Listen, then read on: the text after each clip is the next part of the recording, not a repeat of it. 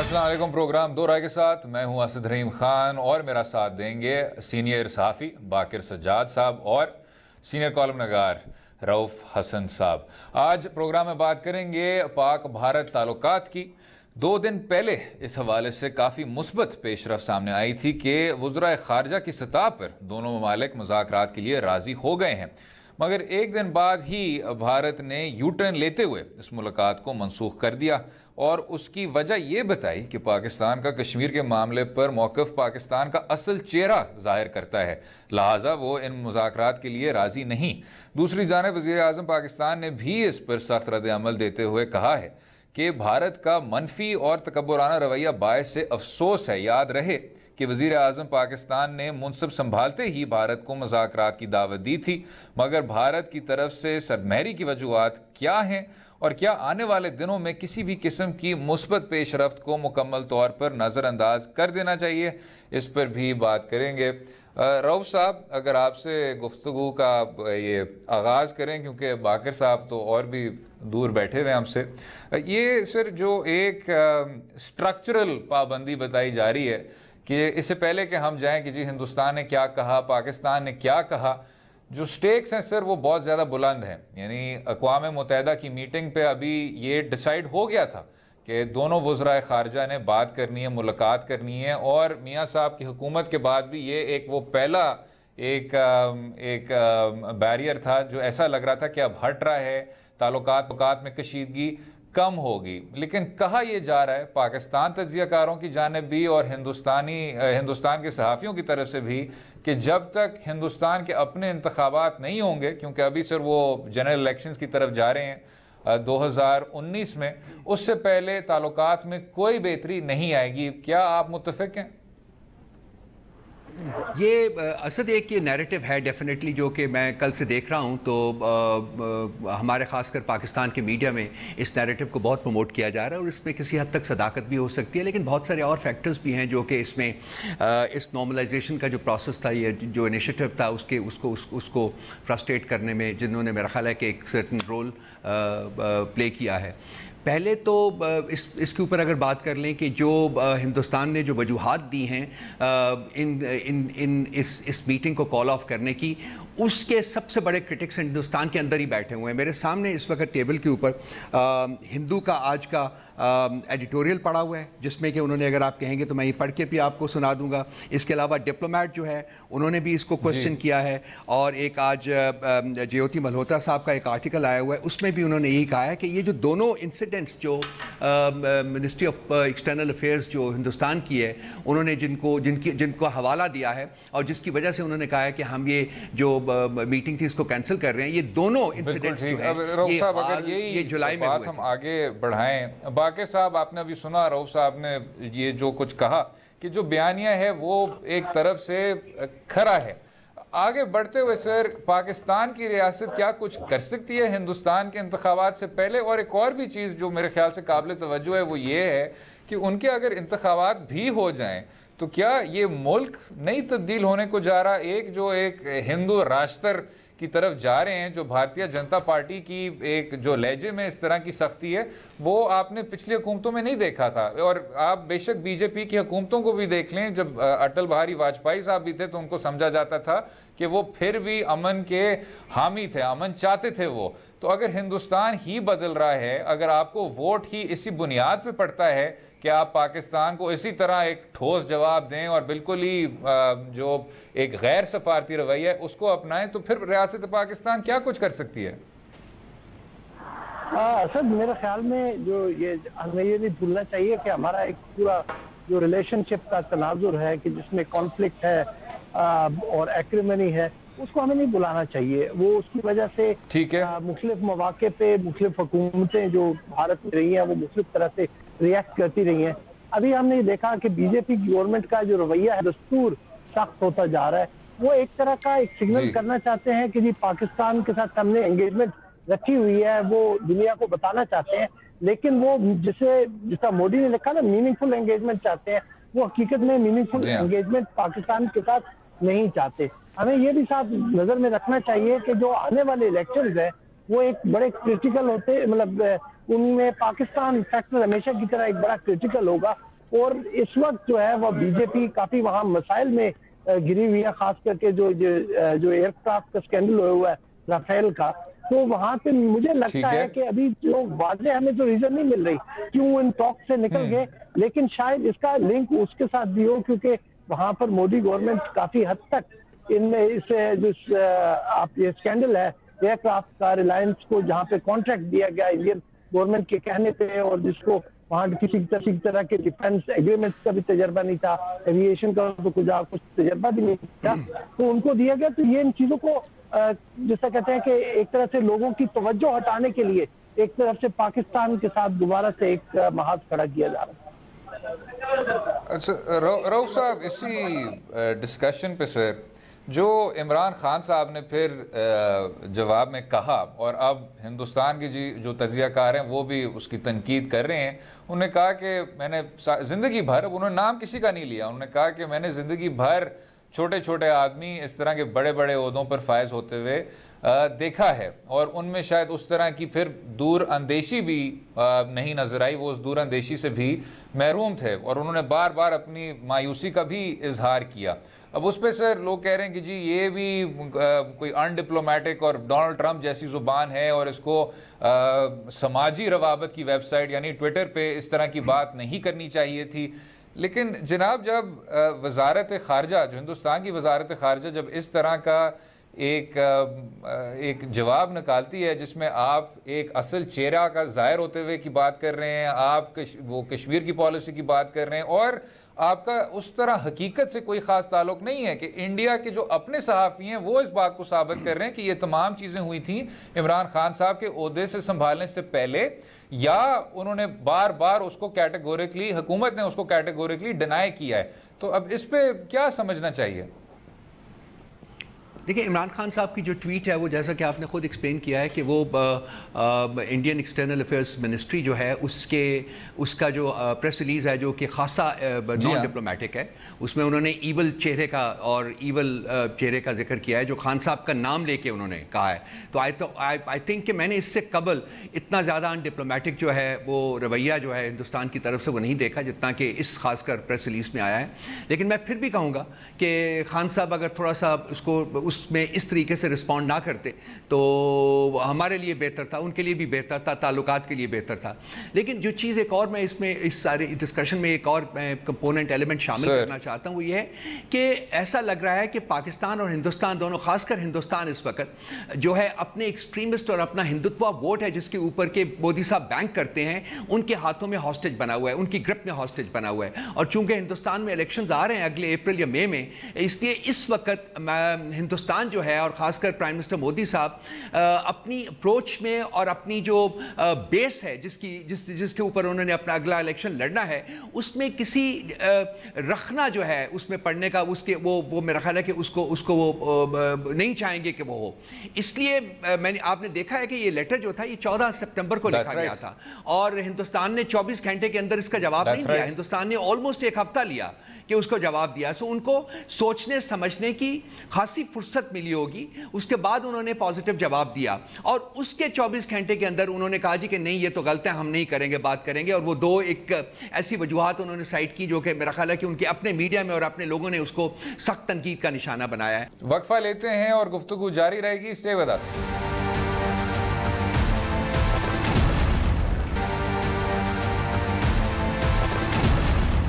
Welcome back to Do Raaye. بات ہو رہی تھی پاکستان اور بھارت کے تعلقات میں پھر سے اب کشیدگی نظر آ رہی ہے. رؤف صاحب، ابھی ہم نے بات کی جو عمران خان صاحب کا اور ہندوستان کے وزارت خارجہ کے بیچ یہ ٹو اینڈ فرو ہوا ہے، لیکن آج جو بھارتی آرمی چیف ہیں انہوں نے بھی کہا کہ پاکستان کو اسی زبان میں جواب دیں گے اور مذاکرات اور دہشت گردی ساتھ ساتھ نہیں چل سکتے. سر، ابھی بات ہو رہی تھی کہ اگر ہندوستان ایک قدم لے گا تو پاکستان آگے ہاتھ بڑھا کے کیا 2 قدم لے گا اور ہم کسی طرح سے امن کے منزل تک پہنچ جائیں گے. لیکن اب جو بھارتی آرمی چیف ہے وہ اب اس طرح کی جارحانہ باتیں کر رہا ہے، تو آپ تو گارنٹی کر رہے ہیں کہ تعلقات میں کشیدگی آئے گی. یہ میرا خیال ہے کہ آرمی چیف کا جو سٹانس ہے وہ انتہائی غیر مناسب ہے، اور میرا خیال ہے کہ ان کو چاہیے تھا کہ وہ اس قسم کا کوئی سٹیٹمنٹ خاص کر اس کرٹیکل مومنٹ کے اوپر نہ دیتے جبکہ تعلقات میں آلریڈی کشیدگی آئی ہوئی ہے. سو یہ معاملات کو فردر زیادہ اور ایگریویٹ کرنے کے مترادف ہے. دیکھیں میں let me go back to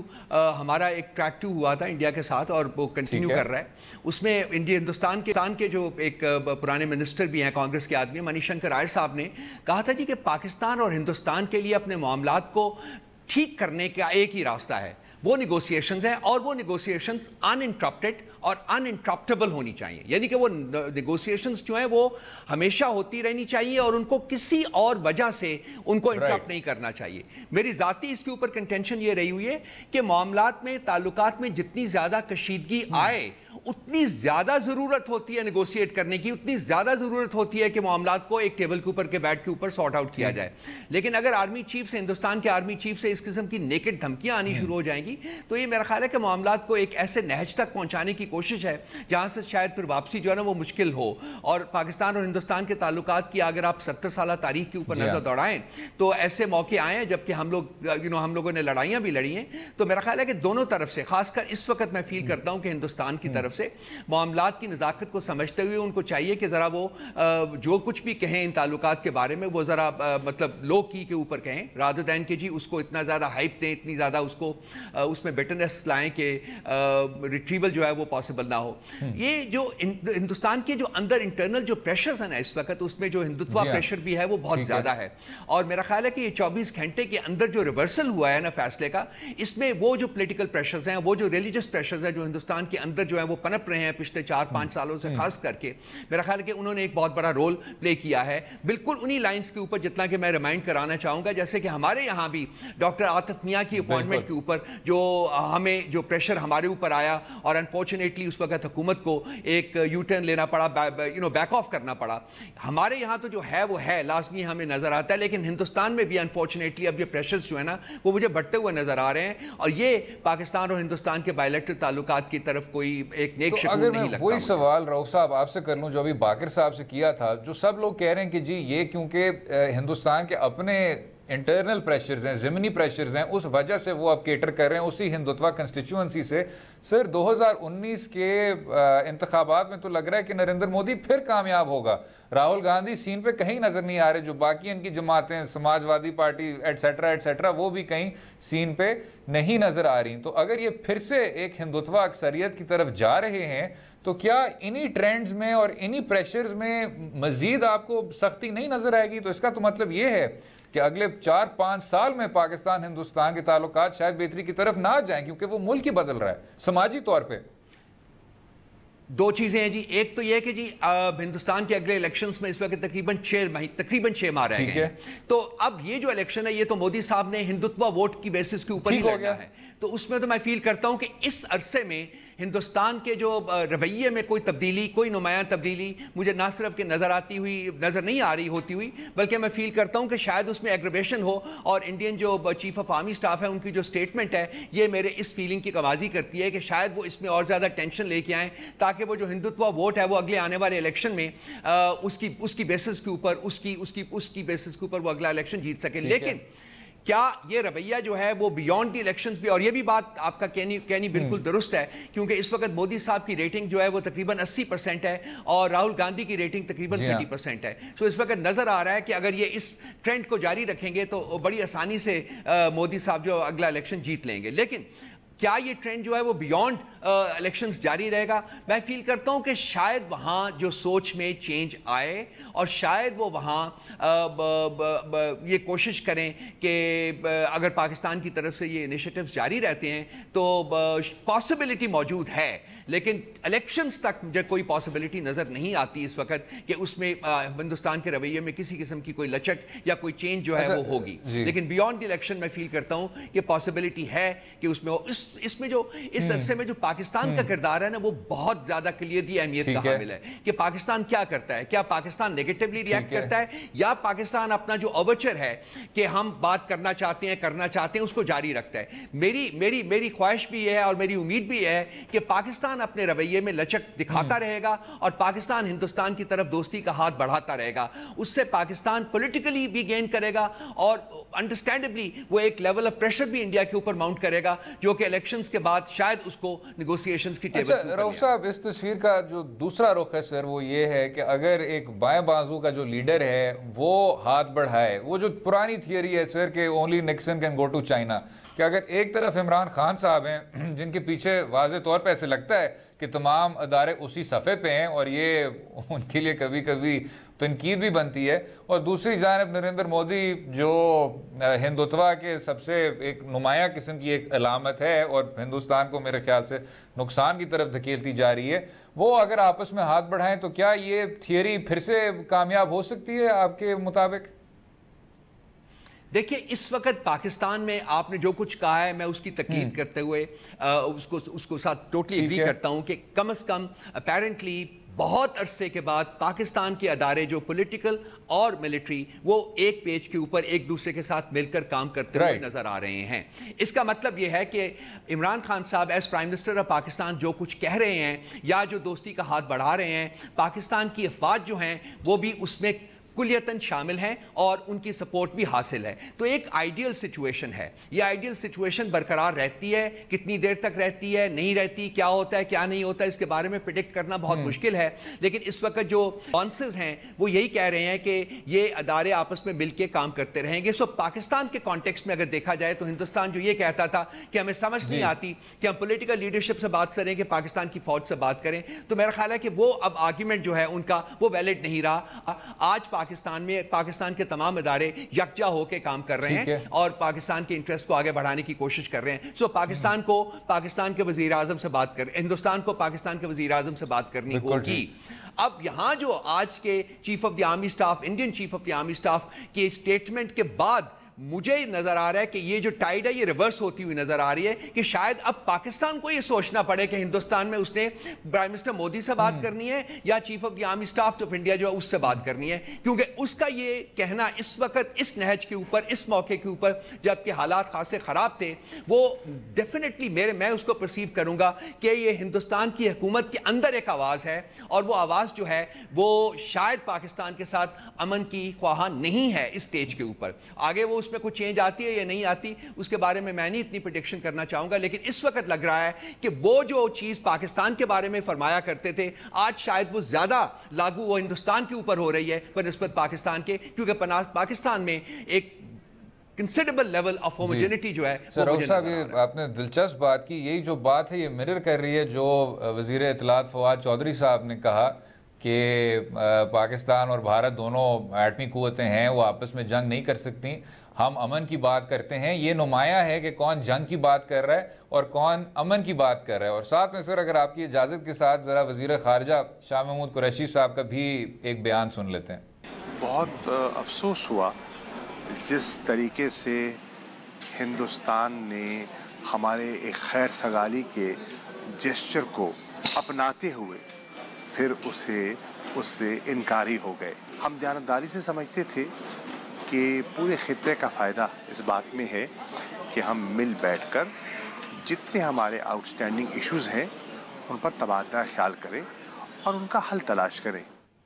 یہ ذکر کیا, ساتھ میں کچھ اور بھی اپڈیٹس ہیں کہ minister for information Fawad Chaudhry صاحب نے یہ بھی کہا, اور یہ سر ایک دلچسپ انورژن ہے جو ابھی ہم نے بات کی کہ تمام ادارے ایک ہی صفحے پہ ہیں. انہوں نے کہا کہ ان کو آرمی چیف جو ہیں جنرل راوت صاحب, ان کو بی جے پی کے سربراہوں کی نمائندگی نہیں کرنی چاہیے اور ان کی ترجمانی نہیں کرنی چاہیے. تو اس پہ سر کیا رائے ہے آپ کی کہ کیا جو بھارتی فوج ہے اس کو تھوڑا سا اے پولیٹیکل نہیں اپنے آپ کو واضح کرنا چاہیے, کنسیڈرنگ ہندوستان کا یہ بار بار بیانیہ سامنے آیا ہے عالمی سطح پہ کہ پاکستان کی جو حکومت ہے نہایت کمزور ہے اور اسٹیبلشمنٹ کے شکنجے سے نکل ہی نہیں سکتی. میرا خیال ہے کہ آج حالات بدل چکے ہوئے ہیں. یا آپ کا جو الفاظ آپ نے استعمال کیے ہیں وہ ذرا اس قسم کے ہیں کہ وہ اس میں انسان اتنا زیادہ ڈیسائسولی اور اتنا زیادہ ڈیفینیٹیولی شاید کوئی بات نہ کر سکے، لیکن آج حالات ڈیفینیٹلی پاکستان میں بدلے ہوئے نظر آ رہے ہیں، اور اس کی پریکٹیکل ڈیمونسٹریشن بھی پچھلے 30 دنوں میں وہ ہوئی ہے، ہمارے سامنے ہوئی ہے۔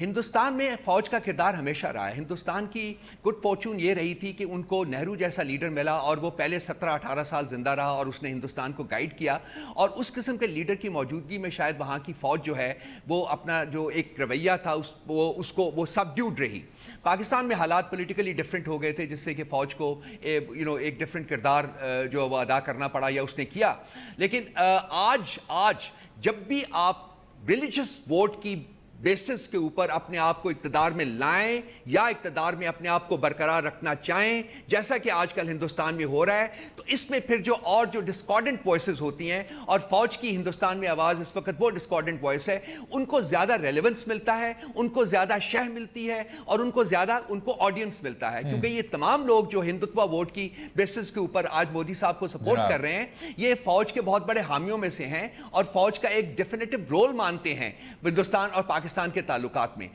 فوج کا رول نہیں ہونا چاہیے، فوج کو بیک گراؤنڈ میں ہونا چاہیے، اور جو پولیٹیکل لیڈرشپس ہیں دونوں ملکوں کی، ان میں آپس میں بیٹھ کے یہ مسائل جو ہیں ان کو ایک انٹرپٹیڈ اینڈ انٹرپٹیبل ڈائلاگ کی بیسس کے اوپر حل کرنے چاہیے، بیکاز ابھی آپ نے فرمایا تھا کہ وار از ناٹ این آپشن۔ اگلی لڑائی اگر خدا نخواستہ ہو جاتی ہے پاکستان اور ہندوستان کے درمیان، تو دونوں ملک تباہ ہو سکتے ہیں۔ سو وار از ناٹ این آپشن۔ تو اگر آپ نے وار کو ایک آپشن کے طور کے اوپر ٹریٹ نہیں کرنا، تو ٹیبل کے اوپر بیٹھنے کے علاوہ آپ کے پاس کوئی چارہ نہیں ہے۔ وہ مسئلہ جو پاکستان کی طرف سے تھا پچھلے 40-50 سالوں میں، جی کہ کشمیر ایک پیوٹل ہے، اور کشمیر ایک بڑا پیوٹل مسئلہ ہے،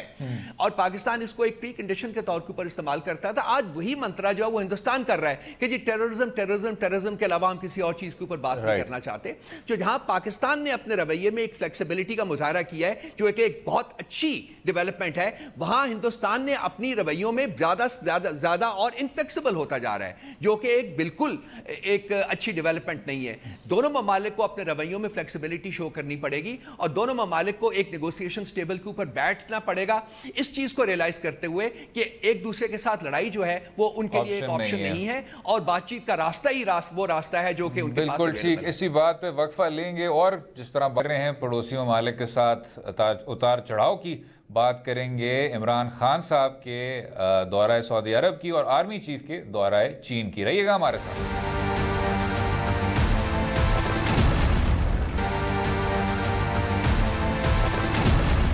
welcome back to Do Raaye. بات کریں گے وزیر اعظم عمران خان صاحب کے دورہ سعودی عرب کی اور army chief general Qamar Javed Bajwa صاحب کی دورہ چین کی، لیکن اس سے پہلے رؤف صاحب اگر جاتے جاتے جو D G I S P R کا بھی بیان ہے، بھارتی آرمی چیف کے بیان کے ڈائریکٹلی بعد کہ پاکستان ایٹمی قوت ہے اور جنگ کے لیے تیار ہے، لیکن اسی ایڈریس میں سر میں یہ بھی کہتا چلوں، انہوں نے فرمایا امن پسند ملک ہیں ہم، اور ہم اس امن کو آگے لے کے جائیں گے، ہمیں اس امن کو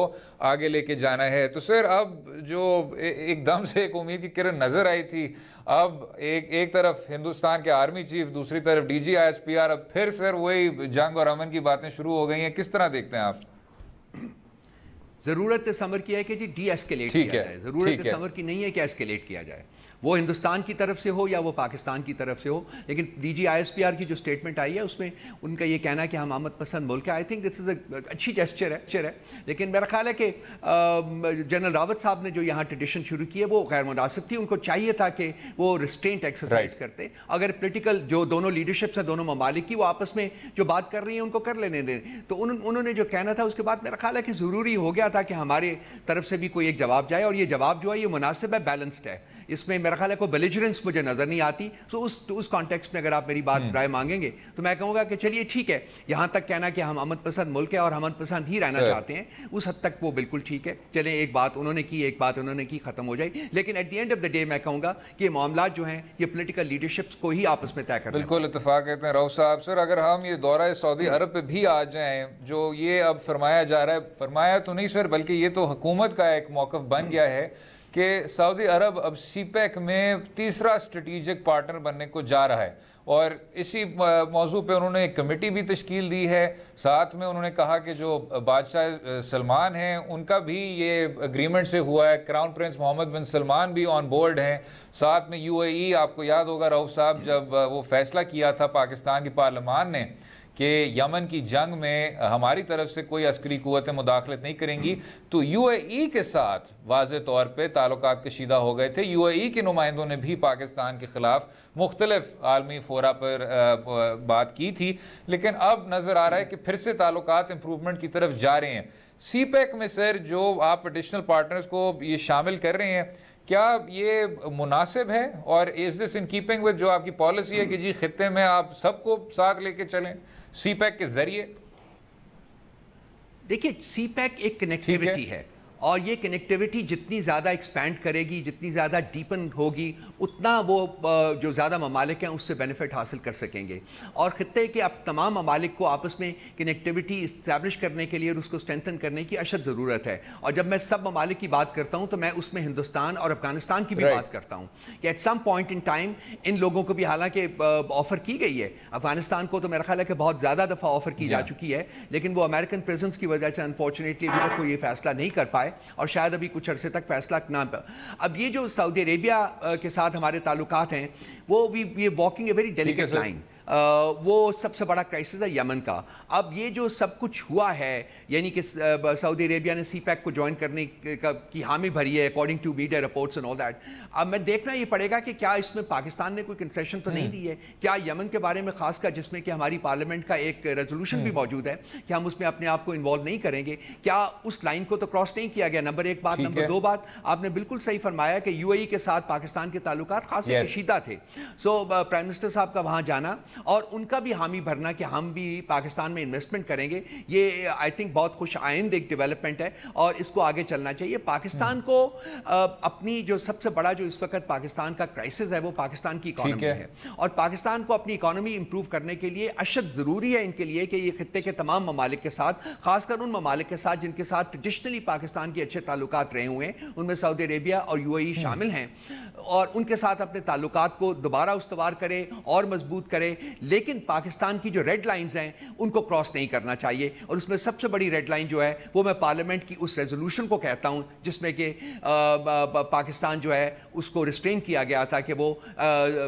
یمن کی لڑائی میں کسی ایک فریق کے طور کے اوپر شرکت نہ کرے. تو آئی ہوپ کہ وہ ریڈ لائن کراس نہیں کی جائے گی, لیکن میں اس چیز کا مجھے علم ہے کہ پاکستان کے اوپر پریشر مختلف اوقات میں رہا ہے, اور آج پاکستان جو کہ اکنامکلی ولنریبل ہے, پاکستان کو بہت احتیاط سے چلنا پڑے گا. پاکستان کو اپنے interest, long term interest, Pakistan نے لڑائیاں لڑ کے دیکھ لیا ہے, پاکستان نے سفر کیا ہے, سب سے زیادہ سفر کیا ہے. پاکستان کسی اور لڑائی کا حصہ نہیں بن سکتا, خاص کر ایک ایسی لڑائی کا جس میں کہ ہمارا ایک نیبر بھی شامل ہے, ایران, اور وہ بھی اس میں کہا جاتا ہے کہ حوثیز کو اس کی بیکنگ حاصل ہے. سو پاکستان کو ایک بہت ڈیلیکیٹ بیلنس ہے اس کو مینٹین کرنا ہے, جہاں پاکستان نے ایک طرف کوشش کرنی ہے کہ اپنے انٹرسٹ جو ہیں ان کو آگے بڑھائے, ان کو اسٹرینتھن کرے, اس کے لیے سعودی عربیہ کے ساتھ کولیبریٹ کرے, UAE کے ساتھ کولیبریٹ کرے. وہاں ہی یہ بھی آپ کو پاکستان کو خیال رکھنا پڑے گا کہ ایران ہمارا نیبر ہے, ایران کے ساتھ بھی ہمارے اسٹریٹجک جو ہے وہ کانفلوئنس موجود ہے, ایران کے ساتھ ہمارے تعلقات بھی اچھے ہونے چاہیے. سو ایک بہت بڑا ایک چیلنج ہے پاکستان کے لیے,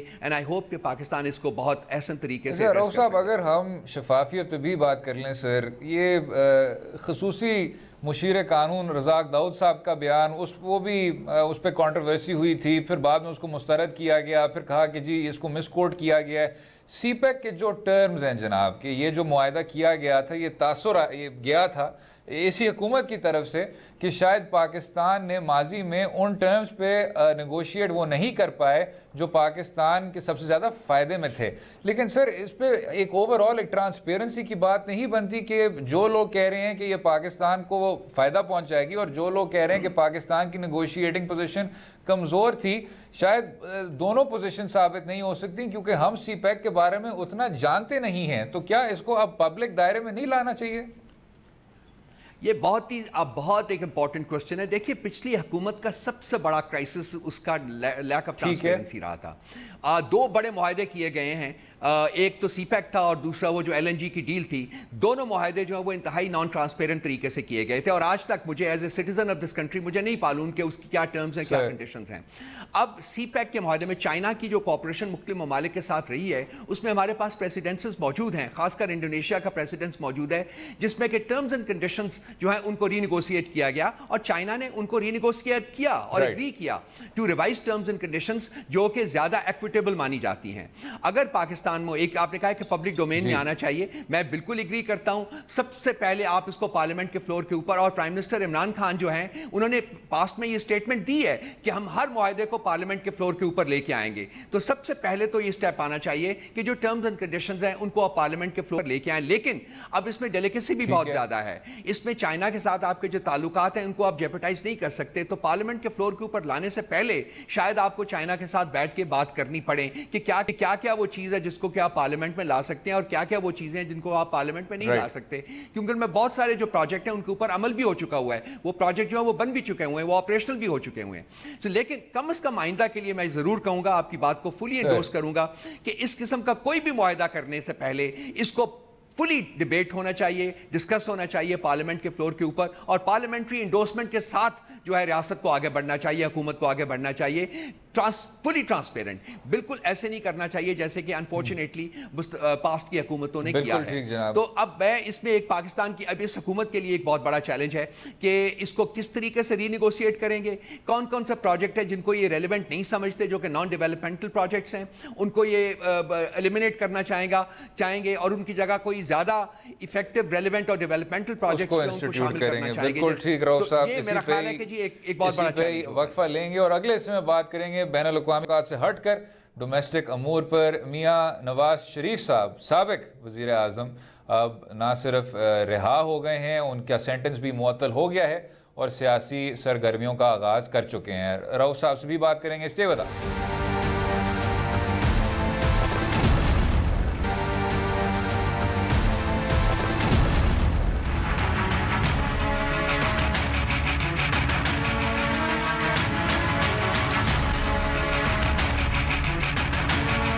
साबिक वज़ीर आज़म मियाँ नवाज शरीफ साहब जेल से रिहा होने के बाद अब उन्होंने फिर सियासी सरगर्मियों का आगाज़ कर दिया है, लेकिन जो सियासी लैंडस्केप है वो तब्दील हो गया है। वफाक में और पंजाब में अब मुस्लिम लीग नवाज हिज़्ब